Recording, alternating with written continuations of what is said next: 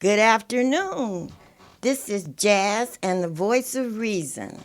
I am Queen Leanna, and we are going to bring you jazz, information, positivity, and wonderful, wonderful vibrations. We're going to heighten your energy and expand your frequencies. And we are going to have a happy, joyous, loving, wonderful time.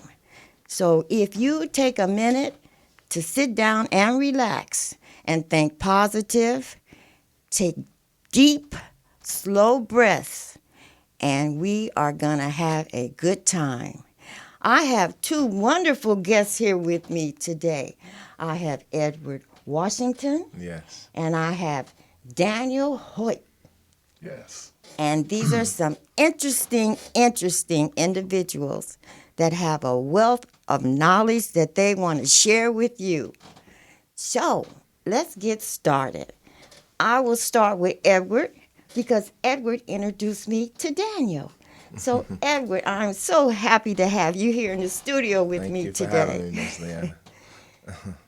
And I'm wondering what you would like to talk about because you told me about this interesting human being that you met that was full of knowledge. Yeah. That he was on the same page that we were talking about energy, frequencies, and positive vibrations, Yeah. uplifting yourself and uplifting your community, your family, and your neighborhood.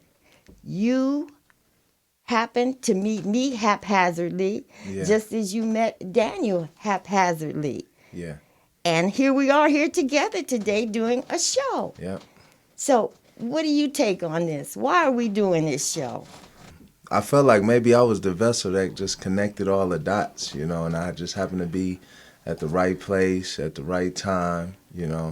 I feel like throughout my life, I'm always at the right place at the right time, whether good, bad, or indifferent. Yes. Because yes. I just follow my gut a lot of times when I move. When I make a lot of decisions, I tend to follow my gut, and if I believe in it, whether it's right or wrong, if I believe in it, I move on that. And when I met you.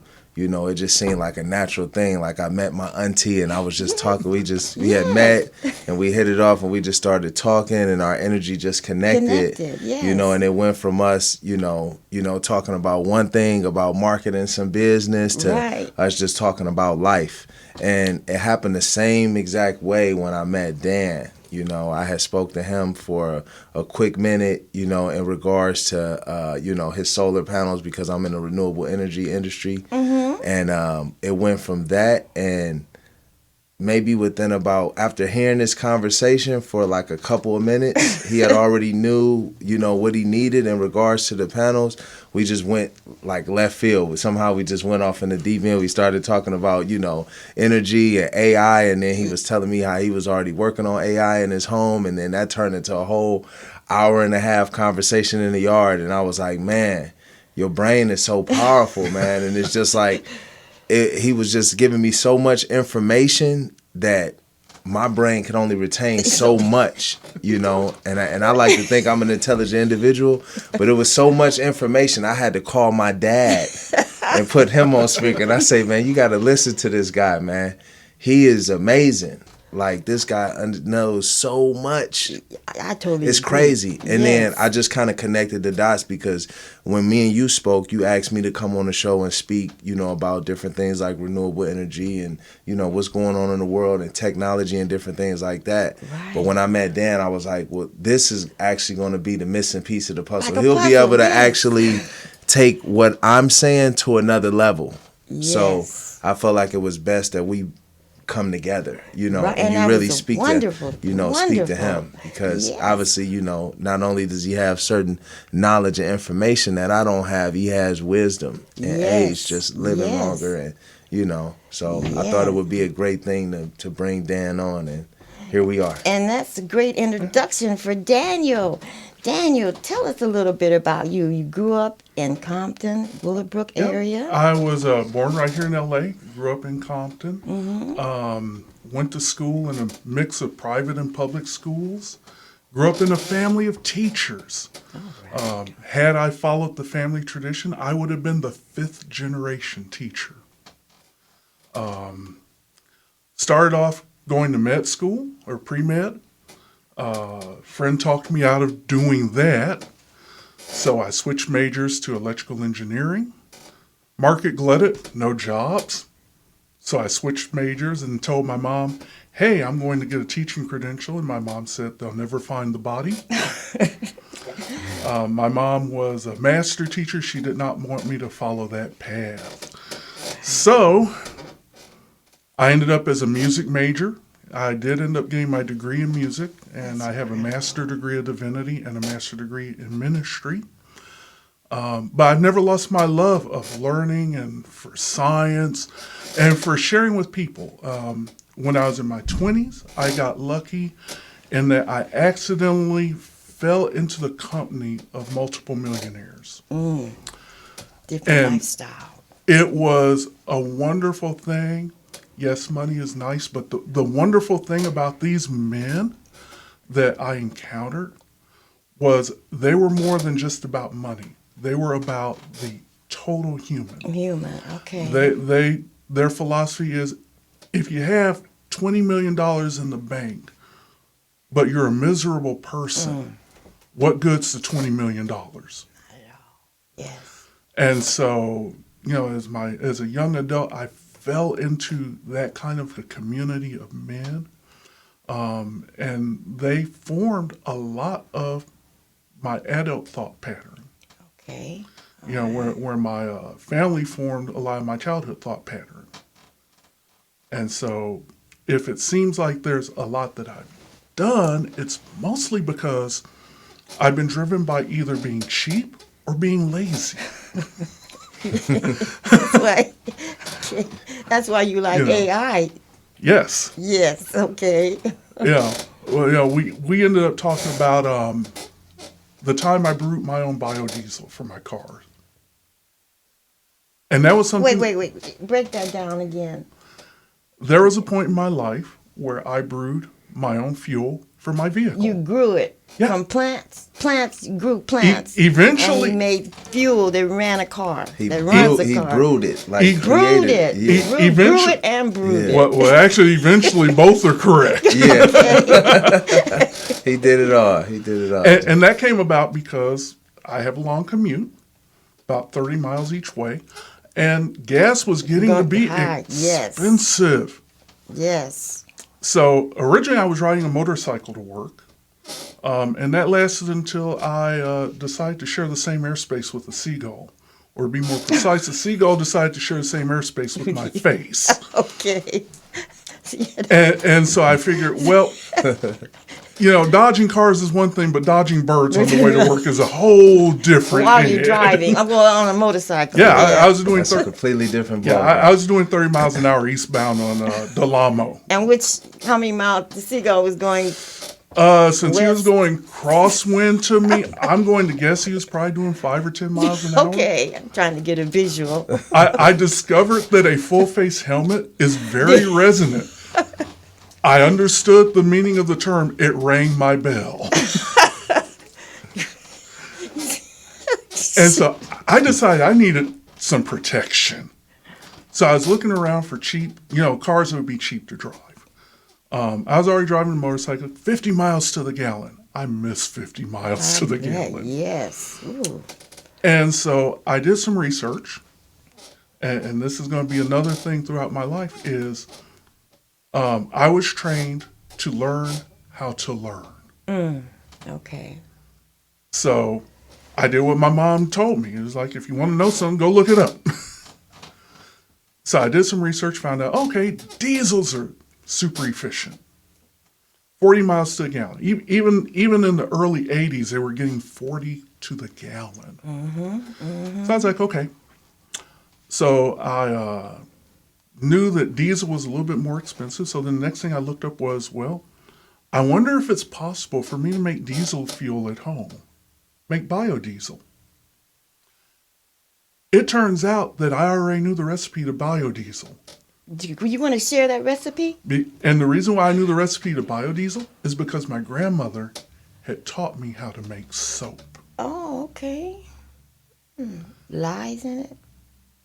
Oil, you make soap with oil, lye, and water. Yeah. Okay, you mix them together in the right proportions. You get what's called a Castile soap. It turns out the recipe for biodiesel is the same, only you substitute methanol or ethanol for the water.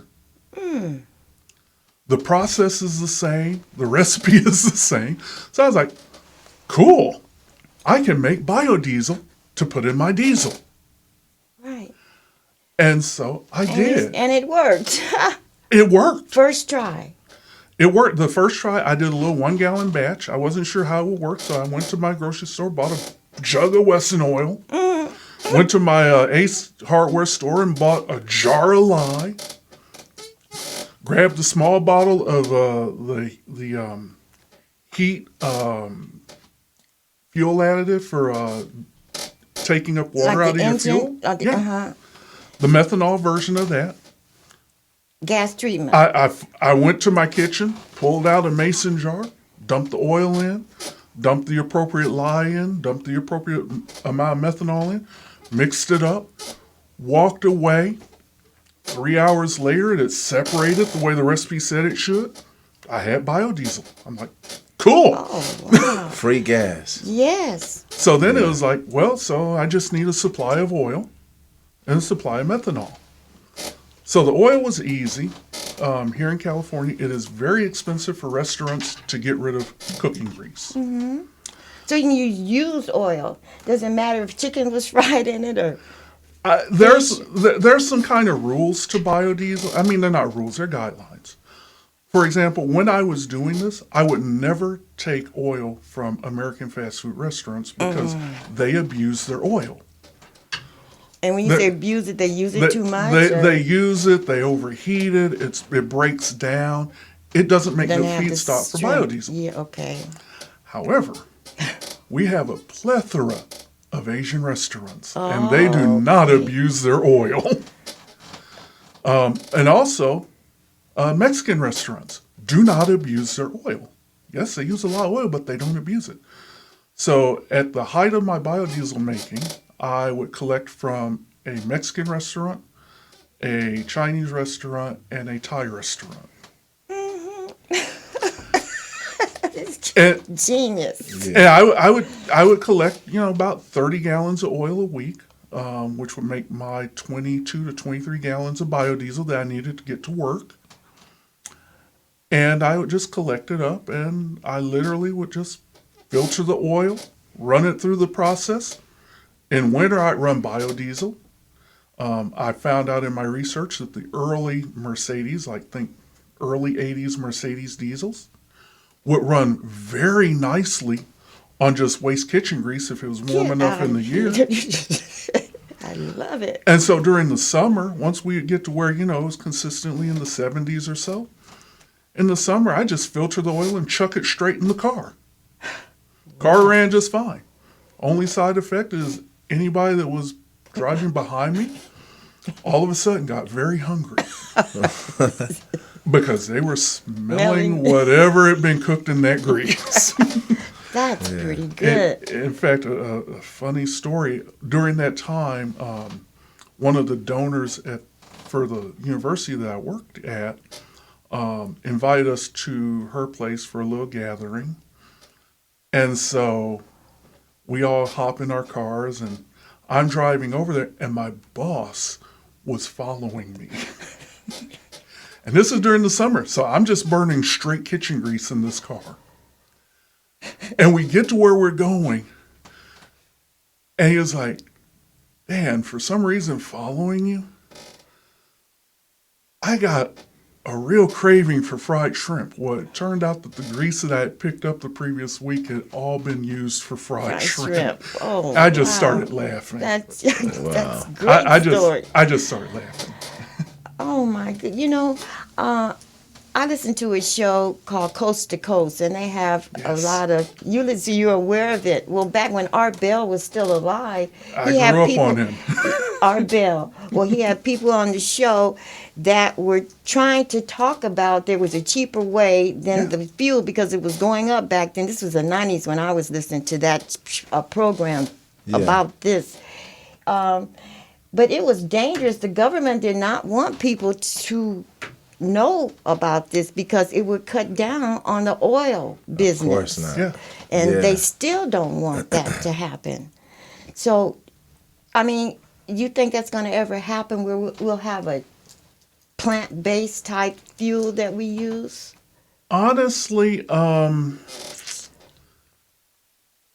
I actually suspect we will be more electric drive vehicles rather than plant-based fuels, just because yes, it can be done, but it to grow the plant specifically for fuel oil is not an efficient use of that land in those plants. Oh, because food we need for Yes. food consumption. Yeah. Yeah. Okay. Yeah, I mean, as a supplemental fuel source, yeah, all day long. And a low-income person could probably do pretty good. Grow it in their backyard, huh? Well, you So I'm mentioned growing fuel right there. It'll be ready in a few months. you actually mentioned that. Part of the way through my adventures in biodiesel, I was like, I really don't like working with methanol. This stuff is dangerous. Yeah. I mean, on a bad day, it can blind you. Oh, okay. On a You really bad goggle. day, it'll kill you. Oh, yes. Yeah. And if you're careless, it can kill you. Yes. And it absorbs through the skin. Oh, okay. So I was looking for an alternative to methanol. And I remember, there were some experiments with making biodiesel out of ethanol. Cool thing about ethanol, if you spill it, who cares? You wake up the next day with a hangover. Yeah. If you've ever had a beer, you've ingested ethanol. Yeah. So I did some tests with ethanol, and it's a little bit twitchy, which will lead to a funny story. It's a little twitchy in the process because ethanol likes to absorb water. Okay, I'm following. Remember earlier I said the recipe for biodiesel is the same recipe as soap. Yes, yeah, okay. I think you see what's coming. I was brewing a batch of biodiesel with ethanol, and I had not done a good job of drying the ethanol. Add to the fact that it was a very humid day. So A lot of moisture in the air. I set my biodiesel batch off in my 50-gallon reactor, and I came back, and instead of having a nice layer of clear amber biodiesel on the top, my glycerin below, and the water layer below that, I had made 50 gallons of soap.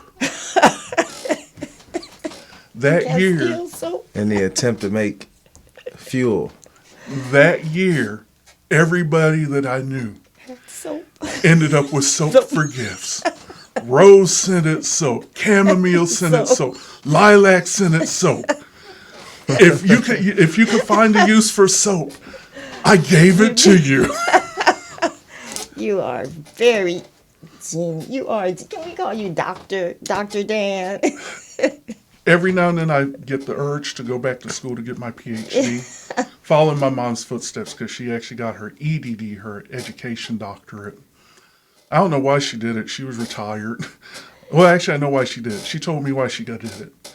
After she walked across the stage with her doctorate, I said, "Mom, you're retired. Why?" She said, "For kicks and giggles." All right, I like her. Yeah. She was like, "Yeah, seemed like a good thing to do." So, All right, just cause, huh? yeah. She was intelligent. Yeah. Brilliant woman. My day job, I work in a library, but I'm not a librarian. Because while I have the master's degrees, I have the wrong master's degree.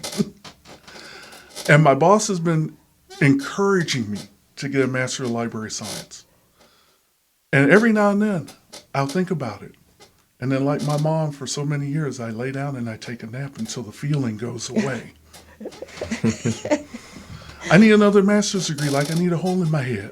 Yeah, you know so much already. You know, that's a piece of paper, but you do research all the time. So you're Well, learning constantly, without anybody giving you a grade on it, right? well, More self-educated than the most important thing, and this is something that my mom taught all of us. As a school teacher, this was her belief. The school system is designed to do two things: teach you how to read, teach you how to count. Anything beyond that, the school system is not set up to do.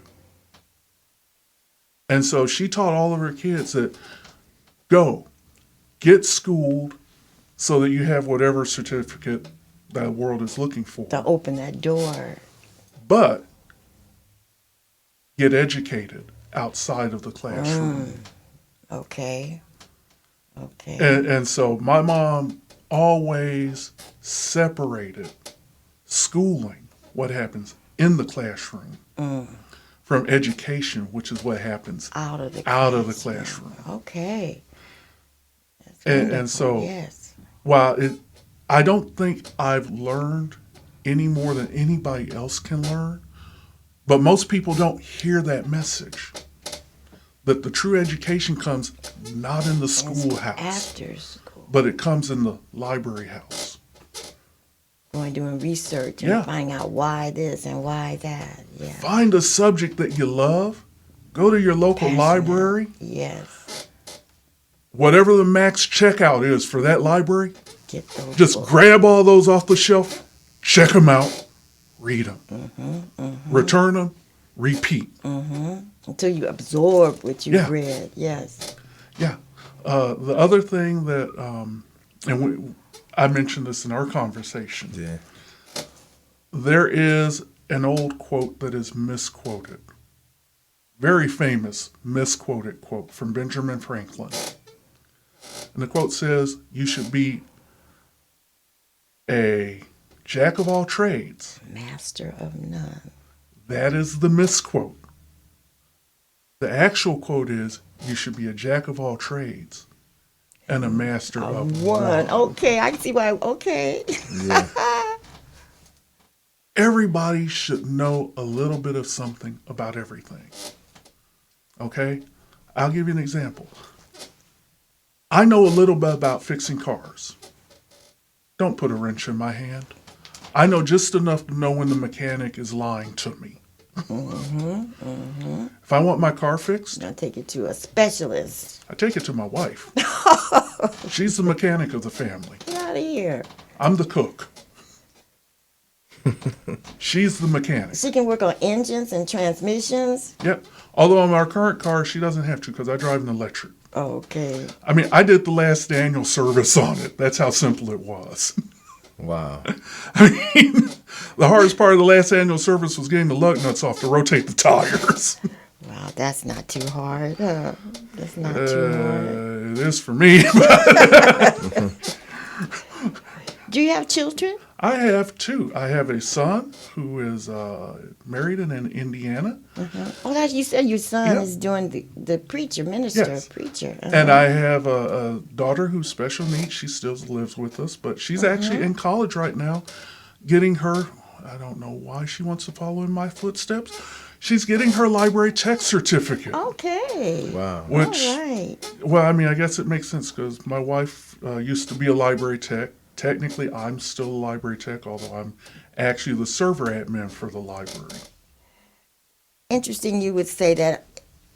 I worked for the County of Los Angeles at one time, and I worked in the Library of History and Science in the basement over in Exposition Park. That was the most peaceful job. Well, I had a job more peaceful than that when I worked in the piano place, but it was so peaceful and quiet. They were donating books from estates, and I had to catalog them.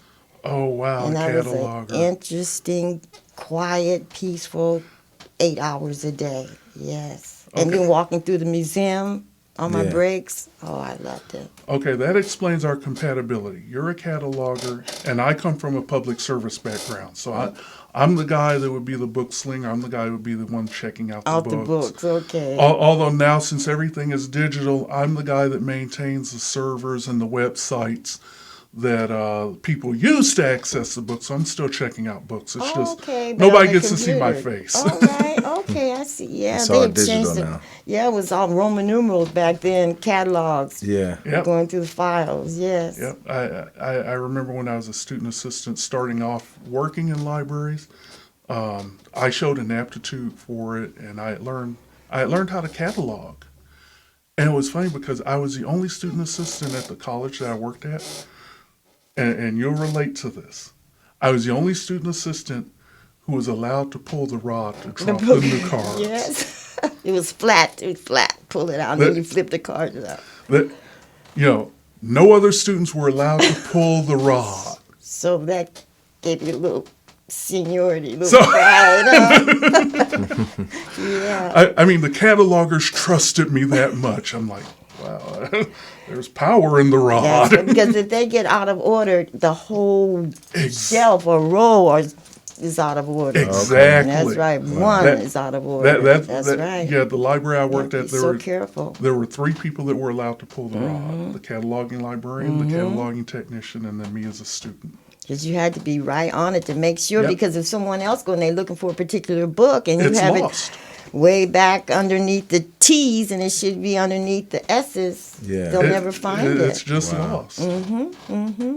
Interesting. It I is. talked about the, and I can't wait to talk about music. You see, you have a master's in music. No, I have a bachelor's. A in bachelor's. music. I meant to say a bachelor's. But I went to Southwest and I took all the voice classes up to 4 and all the music classes, piano, and I loved it. I started auditing the classes because I couldn't get any credit. I was taking them over and over again. Yep. Well, I got into music because I come from a family of musicians. My mom played keyboard. In fact, she played organ in the church. Yeah, I remember growing up next to her, sitting on the bench of the organ. Now, understand, my mind doesn't, up until recently, I've got to correct my speech. Up until recently, my mind did not understand keyboard. What the notes are? What is it you didn't understand about it? It was just too many things Oh. spread out in a line. But they repeat it after Yes, the 7 notes. They they just are. repeat it all the way down. They are. However, my mind was wired for strings. Oh, okay. I play violin too. Yeah, okay. So This so is it, so I remember growing up, sitting on the organ bench next to my mom, and she's playing organ for the service. 4 manuals above and foot pedals beneath, and just going. You have to be so coordinated to do that. I mean, my mind was just. There are a lot of things that blow my mind, but when I watch somebody playing an organ, it's like, it's gone. Yeah, it's a lot going on. A lot. That's an art to it. But Yes. see, Yeah. I was wired for strings. I discovered, I tried to learn piano multiple times. I got to 5th grade, and my mom was like, "You should join the band." I was like, "Yeah, okay, whatever." So Bass. I joined the band, and they ended up handing me a viola. Okay. And it was so funny because as soon as I saw it and as soon as I heard the sound, my mind clicked. I understood this. It resonated to you. I didn't understand that keyboard thing that my mom and my grandmother and my brothers and sisters play. All of a sudden, I understood that. I also understood my dad because my dad was a bass player. Okay. In fact, he was a professional bass player. And so I pick up this stringed instrument and I'm finally at home. All right. So you still play today? You have those instruments at home? I've moved away from viola. I play guitar now. Okay. Guitar is my primary instrument. In fact, I lead worship for a small church. But I play acoustic. I also play Electric. lead electric. Okay. And then I have what I call, my favorite guitar right now is named Judah. It is actually an upright 12-string guitar that you play touch All style. right. Oh. So you play it like this Yes. rather instead than of like that. this. Yeah. Interesting. And If you like more information on kind of that style of guitar, if you look up Chapman stick. Chapman stick. Chapman stick. That's actually a type of that guitar. Oh, okay. But that's a good version right there. That's a good stick. I got into that because my original plan was, well, I understand strings. I can play a stringed instrument. So my original plan was I would learn to play that, which I did. And then what I would do is I would swap the pickups for MIDI pizzos. In other words, I was going to turn this thing into a MIDI instrument so that I would be able to take my guitar knowledge and my guitar skills, a little bit of computer processing on the side, and end up with something that sounds like a piano. Okay. I was going to cheat. Like Casio keyboards. Yeah. Yes. Yeah. I was going to turn my guitar into what looked like a guitar, but it doesn't sound like a guitar. Yeah. You're always in. Have you ever invented anything to have it patented? It seemed like you'd really be having a lot of patents out there. No, because I'm mostly lazy. I'm mostly a remixer. I mostly take information from other people's ideas, and turn them into something else. Well, that's what invention is. True. Yeah, that's definitely a invention. That's what it is. Let me remix this one. True. I have, again, everything that I've done has either been done because I needed to do it, and I was too lazy to do it the right way. And you have fun while you're doing it. Exactly. Yes. Exactly. And that's the way life should be. Anything we do. But since this is a capitalistic system we live in, we have to do a lot of things that we don't particularly enjoy. Right? Yeah. But I tell you one thing, I'm enjoying this conversation with you. I am not let down. I mean, I told him I want to be like a sponge and just absorb your knowledge, That's how I feel. I just want to keep learning. Great. And that's what we all should be like that. Because once we stop learning, you might as well just sleep forever and not wake up. Yeah. And move. We have to get up and move every day. Yeah, you got to continue to feed the mind. That's Because the mind right. controls the body. Yep. That's right. Now, I do have one adventure that not everything I've done has been successful. I have one thing that was my $5,000 failure. You see, I'm afraid of heights. Deathly afraid of heights. Maybe you have to overcome that before it's time for you to leave this planet. He did. No, I didn't. That's why it's a failure. Oh, okay. Knowing that I was afraid of heights, the way you get over fears is you face them. You extinguish them. Right. So I figured, cool. I will get over my fear of heights. I will learn to fly airplanes. I will get my pilot's license. And with a pilot's license, I will not be afraid of heights. So I went out and over 6 months and $5,000, I got a pilot's license. For kicks and giggles, because, hey, I got to follow my mom's footsteps, I learned to fly aerobatics. So loops, spins, rolls, all the fun stuff. You could do all of that? Yeah. And I remember... It's wild. And I remember thinking, cool, I can do all these things now. Except for one small problem. As long as I'm in an airplane, as long as I'm the pilot in command of that airplane, I'm good to go. Heights don't bother me. Don't ask me to climb a ladder. That's right. I discovered my fear of heights wasn't a fear of heights. So what would you call it? Going up is your fear of heights? No, my fear is loss of control. Loss of control. Okay, and when you in other words, if someone else is a pilot, you don't feel comfortable in the airplane. I'm feeling sketched out when I'm in the back of a meat tube. Yeah. Yes. Yeah.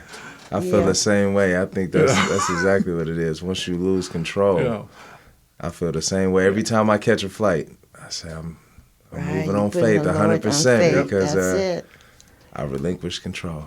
Well, maybe that's the lesson in that we have to just put, whatever it is in the hands of God or the higher power or nature, the universe, Buddha, Allah, whatever. I got one of those lessons too. Let me hear it. Well, being a control freak, I tend to want everything to be just right, just so. I'm not a perfectionist, but I'm a controller.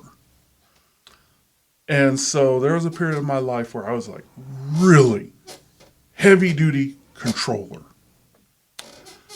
And during that period of my life, my job dried up and things were going pear shaped. And so I did the one thing that I knew I could do to pay my mortgage. I became a professional gambler. Oh my goodness. Not as amazing as it sounds. It turns out that there's something weird in the wiring of my head where if it is a machine shuffled deck of cards, after watching a few cards come out, I can calculate the random number seed that was used to shuffle the deck. Wait. You mean the card that was put in to start the shuffle? The first Yep. card? If you take a bunch of decks of cards like they do in Las Vegas, many of the tables use machine shuffled decks. Okay. They'll load like 4 or 5 decks in a shoe. Yeah. Those shoes have been shuffled by a machine. Right. And they do that to prevent cheating.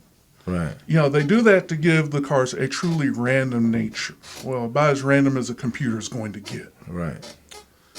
There is something weird in the back of my head because I can't do it consciously. If I try to do it consciously, it fails. But if you just let it happen. But if I'm standing at a game table Yeah. and I watch 3 or 4 hands out of a new deck that's just been put into the chute, in the back of my mind, the seed of the random number will pop into the back of my mind. And from that, knowing the algorithms of how these machines work, I can calculate where every card in that deck is. I don't have to card count. I know where the cards are. What was your game of choice? Blackjack? Or? Blackjack. Because of all of the casino games, that is the one with where the odds are thin enough, are slim enough that you have a chance to win. Yeah. Now, just to keep it fair, I played California Blackjack, which are all hand shuffled, just so that ability wouldn't kick in. However, remember, this is a lesson in control, and that we don't have true control in this world. So for a year and a half, I'm looking for work. I'm out of work. I still have a wife, 2 kids, and a mortgage. Yes. And there were no jobs to be had for my particular skill set during this time period. So I would get up 7 in the morning, go to the casino, put in a full 8-hour day at the casino. Full 8-hour day. Some would say coincidental. I happen to believe there is no such thing as coincidence in the universe. Yeah. Because there's a verse that says that the lot is in the lap of the Lord and the discerning thereof. In other words, there's no such thing as randomness. And by the way, scientifically, we know that there's no such thing as randomness. Is that what quantum physics is showing us more of now? Yeah. Yes. Yeah, we live in a chaotic universe, not a random universe. Difference being is a chaotic universe has rules that it follows. A truly random universe would have no rules. Okay. But chaos always has rules. So here's the coincidental, chaotic thing that would happen. After an 8-hour day in the casino, I will walk out of the casino with exactly enough money for the seed for the next day's worth of gambling, plus the exact amount that I would need to pay the bills for that day. That's what you would win. And this went on for the better part of a year. Every day you went. Well, 5 days Every a week. day. Really? Until at the end of the year, I finally looked up at heaven and I said, God, I've had enough. Whatever it is you're teaching me, I've learned it. Got it. You are in control. It's Yeah. not about me. 24 hours later, I had a job interview. Get out of here. And I was hired for a job that at the point when I started the job, I actually wasn't qualified to do. But as it was explained to me by the person that hired me, yes, there are people who are more qualified than you on paper, But you're in. but you're the only one that's compatible with our organization. All right. Isn't that something? That's a miracle. And miracles happen They do happen. in this universe. Yeah. in this world. I've seen too much to Yes. not believe in miracles. I believe in miracles also. I really do. And that's what I was asking you about 100%. earlier this afternoon, about if you have positive energy, enough frequencies or enough light, and you have gratitude and love where you're generating that type of energy or frequency, and it's hooked up with your desires, your true inner desires, that can help promote a miracle. Yes. I believe that. That's a form of prayer, Yeah. Yeah, form of affirmations. the scripture the scripture actually says, and I go back to the scripture before before we came on. I actually showed you my second brain. You want you to show it to Edward. Did I show you my? I'm not sure if you did. He's downloaded mostly I- all his I've, information in his brain I've downloaded a pretty decent chunk of what's inside for of my AI. head. That is a diagram of what exists inside of my head. Wow. Show that to the camera so they can see the time. Interesting. So I brought that up to bring up, you mentioned, vibrations. There's a verse in the Bible that outlines the law of sowing and reaping. Mm-hmm. And the verse says that whatsoever you sow, so shall you reap. Reap. Right. You will reap it in time, and you will reap pressed down, shaken together, and overflowing. Amen. And what that verse tells us, and a lot of word of faith preachers use this to get money out of people or whatever. But the verse isn't talking about money. No. No, the verse is actually talking about whatever you sow. Your desires, your Do dreams. you need love in your life? Yes. Start Yes. sowing love into other people. Yes. Do you need more time in your life? Yes. Start sowing time into other people. And you get Yeah. it back. Do you need more health in your life? Start eating healthy. Start Be eating healthy. Health-wise. But here's where it gets fun. Start eating healthy, start exercising, and take somebody with you on the Share a journey. That's right. Have a tribe. If not one, have a community of But people because thinking the same way. Yeah. here's what's going to happen. Those good things that you are doing to others, Yes. they're going to become reinforced. Yes. And they're going to come back to you. Amen. So, vibrations, call it what you will. I mean, I happen to be a born again Christian. So you would say prayer, I would blessing. What I would you say use? I would say prayer. I would say Yeah. blessing. I would say that God has not left us as orphans, but He has written down His laws. And if we not- just use them properly. Yeah, not to bind us, but to free us. And that if we will just use those laws the way He meant for them to be used, You could create plant-based energy. Yeah. I'm being funny. Yeah. yeah, Yeah. if we were to use God's laws the way that He intended them to be used, among other things, we're talking about a being who knows everything, seen everything, been everywhere, who says, if you will just utilize my laws, if you will just do the things that I tell you to do, you will be able to tap into That force. the knowledge, Yes. the power, And the glory. wisdom, the ability to do whatever it is that you Yes. need to do. I believe that.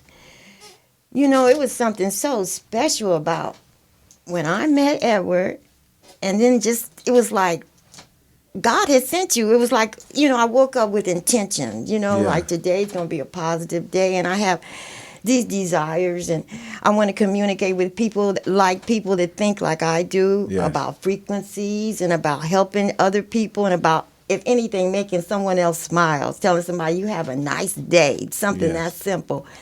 And because usually, at first I didn't want to even talk with you. Remember when Yeah, you came, and then yeah. it was just something about it, and we started talking, and then now you're here, but we're all on the same page, and I just Yeah. think that's a wonderful thing. Yes. This is like a blessing for me. Yeah. To meet you, and then to meet you, and now all three of us are here together, and then Yeah. now we're trying to share this information with other people, Yeah. especially younger people that Yeah. need this in the Yes. world we're living in today. Yeah. That's the power of unification. Yes, Yeah. yes.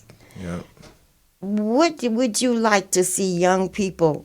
What would you like for them to know going forward in the world, the way our country, especially the way it's changing today? Just understanding like the direction that the world is moving in, with artificial intelligence. A lot of jobs are going to be removed due to artificial intelligence. It's like they kind of teaspoon feed it, like we were talking about, like with the self-checkout lines Right. and different things like that. Yes. And now, you see the little robot like R2D2 Right. riding around Delivering your pizzas. Yeah. Yeah. Yeah. And then like even with the vehicles, like, initially you had, vehicle you had to start, you had to drive yourself. Then you could put it on cruise control. They added that feature. And then self-driving, where the car drives itself. And then the next wave of cars would be autonomous cars, where there will be no driver in the front seat. Yes. Well, They're it's trying already that on the road already, now. I right? They've actually been seen having like accidents. there's a little white Jaguar riding around with cameras all over it, and I seen like two people sitting in the back seat, no driver in the front. So that's just the direction that we're Cars moving are in, going. and kids being able to recognize that, they have the ability to get in To front of learn it. those skills, Yeah, right? opposed to being left behind. Because I was watching the interview where Elon Musk was talking, and he was pretty much saying like there will be very few jobs that the AI cannot do better than a human. That's where we are right now. It's a transition taking place. Yeah. And it's gonna take off. I mean, Yeah, they're getting. Yeah, it's just going to a completely different So level. fast. I mean, they have, like I seen an ad come across my. I was looking at something on YouTube, and an ad came across for artificial intelligent attorney. They know every law and then some, and they can get you back a check bigger than any other.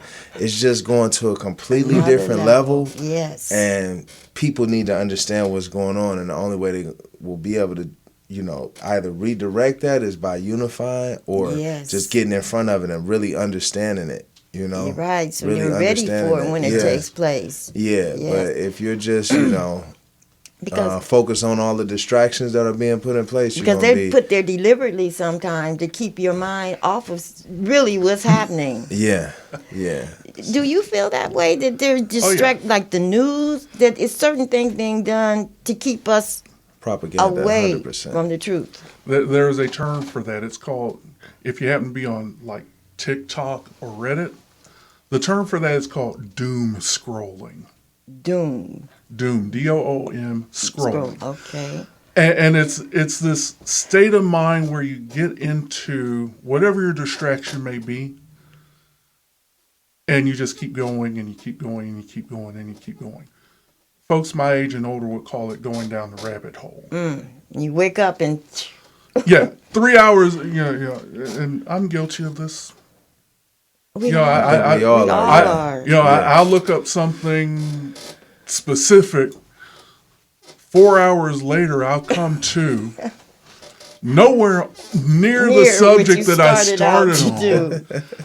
And I will look at my browser history and I'll go, wow, You've been here, been there, Yeah. everywhere. how did Yeah. that happen? Yeah. And our entertainments, Yes. our news feed, quite honestly, even the way we educate our children are designed to shorten the attention span Yes. Yes. so that you don't really have a chance to grasp Grasp. on. What you just heard. Yes. I And, read. and I see it in myself. In fact, I usually do my Bible study on my computer because, of course, I've got 1,000 books on my computer. And yes, I actually do have AI assisted Bible study, believe it or not. Yeah. My software is AI assisted, plus everything that I've written for the last 30 years is It's on. indexed and in the AI. Now, is that on your phone now? That's in that, what you're creating, your AI? This Your is actually brain? only part of my index. There's some stuff that I haven't gotten around to indexing yet, because every time I think about doing it, Something else, a distraction. no, I usually just get the lazies and go find something else to do, because that's work. Yeah. But, I found that recently, even my attention span, as a kid, it was nothing for me. And this is back when we could let our kids do this. As a kid, it was nothing for me to go to downtown LA to the main library. On By the bus, yourself, By yes. myself. And no, I wasn't a teenager when I was doing it. I was a bit younger. Like 10, 11, Yeah. 9. 9. Of course, in my case, it was kind of easy, because if I walked 2 blocks, I could catch the bus. And that bus literally dropped me across the street from the library. Right, so it was close by, yeah. It was And close. then coming home, I would go across the street on Fifth Street, catch the bus, and it would drop me back off I know 2 so- blocks I know that from area. home. You know, you're going to remember what you were saying because you're good at that. But I think maybe the reason you're lazy, because this is a personal question. If you want to answer it, you don't have to answer it. But you have a very high IQ, and it takes a lot of energy when you have a lot of brain power, mind power going on. So that might be why you get so tired. I come from a high. I won't claim my own IQ, but I will tell you that my entire family is very high functioning. Yes. Yeah, to accomplish what you've accomplished, you have to have a high IQ. Yeah. Well, I personally, because I know plenty of people with high IQs that basically are bumps on logs, and basically accomplish nothing. I think, yes, the IQ helps. It does kind of grease the wheels. When you're trying to learn something, But- you grasp it faster. More important is persistence. Repetition. I never learned keyboard because I was never persistent as a kid. I just get frustrated And and didn't want to practice. I move on. Right, didn't want to practice. For the longest time, and this is funny coming from somebody who works with computers, for the longest time, I couldn't write code. I could not program. Yeah. And the funny thing is when I decided to go back to school, finish my bachelor's, and then eventually get my master's degrees, I knew I was going to be a pastor. I knew eventually I would get out of the computer field and I would be a pastor. And so when you do a Master of Divinity, there are 2 languages that you have to take in grad school. And these languages in grad school will chew you up and spit you out. Latin. One is Latin. Greek Greek and Latin. and Hebrew. Hebrew. Okay. So I figured, Greek and Hebrew. I figured being the lazy one that I am, I was still in undergrad at that point.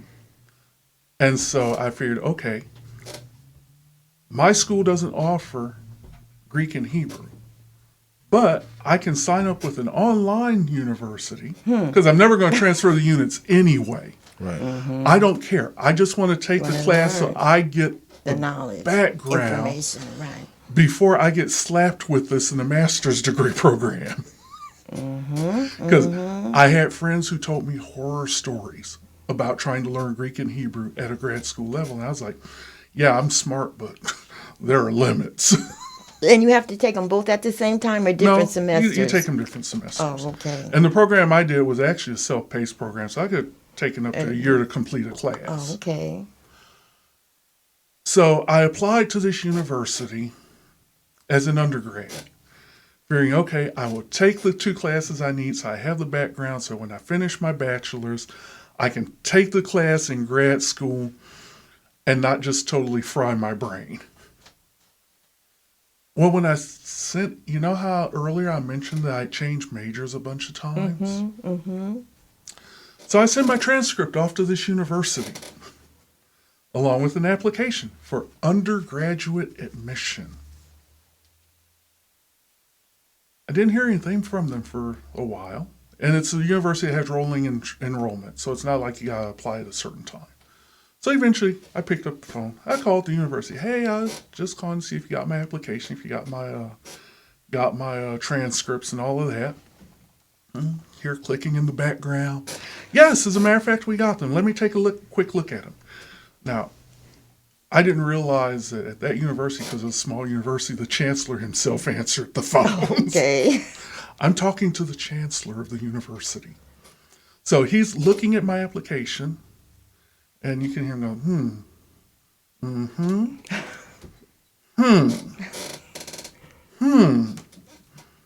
I'm getting a little paranoid. About the fourth or fifth I'm like, oh, crap, have I screwed up somewhere? And so he finally says, okay, we're going to admit you, but we have a small problem. I'm like, what's the problem? Did I forget a transcript? Is something missing? He's like, no, nothing like that. He said, it's just that based on the transcripts you sent and the, quite honestly, bizarre mix of units that you have on your transcripts, it turns out that you have actually fulfilled the requirement for one of our bachelor's degrees. So I can't admit you as an undergrad, but I can admit you as a grad student. All right. Did you take it? And I was, I'm like, I need to think about this because while I do have enough units for the bachelor's, I've never bothered to officially get the piece of paper. He's like, hey, no problem. No problem. Rolling enrollment, get back to us. So, I went back and I prayed about it. I'm like, this is like really weird. I come from a family of teachers. I know how the progression works. K through 12, undergrad, grad, doctoral. Miracles. So I'm like, well, one, the school, at that point, that particular university was not accredited. So I'm like, well, you know what? It's cheap. Who cares? It gets me some experience. I go back, retake the classes where I can get credits. Mm-hmm. Right. But I figured just for kicks and giggles. Mm-hmm. And information. I called up a possible seminary that I might end up going to after I finished with that program, namely Fuller. And I talked to the admissions office and I explained the situation. It's like, this is kind of bizarre, but I'm considering doing a master's program through this unaccredited university. And I want to know what their be issues, because most people think that accreditation matters, but the reality is it's a gentleman's agreement. Mm-hmm. Nobody has to take your units. I don't care where they came from. Mm-hmm. Mm-hmm. That's the dirty little secret of university. Nobody has to take your units, period. Mm-hmm. They take them because they want to. So I'm So the first question on the admissions counselor at Fuller is, well, what unaccredited program are you considering doing? And I said, Nations University out of Monroe, Louisiana. She stops. She takes a deep breath. She says, as a matter of fact, assuming you survive their program, we'll be happy to have you as a doctoral student. Now, originally that kind of went over my head. It's like, survive? It's a master's program at school. I've been doing school and skating my way through school for the last 20 years. So you know you would make it through? You felt you would. Well, I mean, I come from a family of teachers. I know how to learn. Mm-hmm, yeah. A few days later, I'm like, okay, cool. So I register for my first class, Old Testament survey. I get the syllabus for my first class. And I read the first line of the syllabus. Read the Old Testament completely through 5 times, then come back to the syllabus. 5 times. At that point, I flashed back to the conversation that I had with that advisor counselor from Fuller. And I understood what she meant by assuming you survive. Yes. My second class wasn't much better. It was New Testament survey. Read the New Testament 7 times, then come back to the syllabus to finish the course. Get out of here. No tests. I mean, you had to answer questions. Had to answer questions, Yeah. had to write papers. But even before you got to any of that, you were to cycle through the New Testament. Cycle Make through. sure you absorb what you're reading. Yes. Mm-hmm. Yes. Now, when I started the program, they were unaccredited, and they actually had a more difficult program Then the than accredited. the accredited programs. When I started, it took 96 credit hours to graduate with your master's. Most other programs were only 84 hours. Right before I graduated, they got accredited. And went down from the 96 to 84. And at that over amount. And at that point, the program got watered down because some of the classes were really difficult. Like some of the classes where other seminaries you take a class for 1 semester. At Nations, originally, there might be 3 semesters to cover that class. So, yeah. So how long did it take for you to finish that? I took the slow boat from my Master of Divinity. I took 4.5 years. Okay, all right. Normal Master of Divinity is about 3 years. Had you ever thought about having a church of your own, a building type church, or? As a matter of fact, my wife and I have just been selected by our pastor to start a new church work, in downtown LA. Okay. So we are actually in the process of doing that. Oh, that'd be wonderful. It's needed down there near Yes. Skid Row area, that area? We don't know yet. Some of our friends have given us some ideas of whereabouts in downtown LA. My wife and I need to go back down there and pray over the area a bit and see where God starts leading Right. us. Oh, that'd be wonderful. You know, when you're having fun and having a good Yeah. time goes by so fast. It does. And I feel like we have picked your brain enough today. Can you tell us how we can contact you? Sure. Why don't you go first, Edward? Well, you can reach me obviously on, social media, Okay. Facebook, Edward Washington, Instagram, Big Trip. You can reach me there, as far Alright. as social media goes. Okay, and you And Dan? social media, you can reach me on Facebook through Balance Point Church. Balance Point Church. Balance Point Church.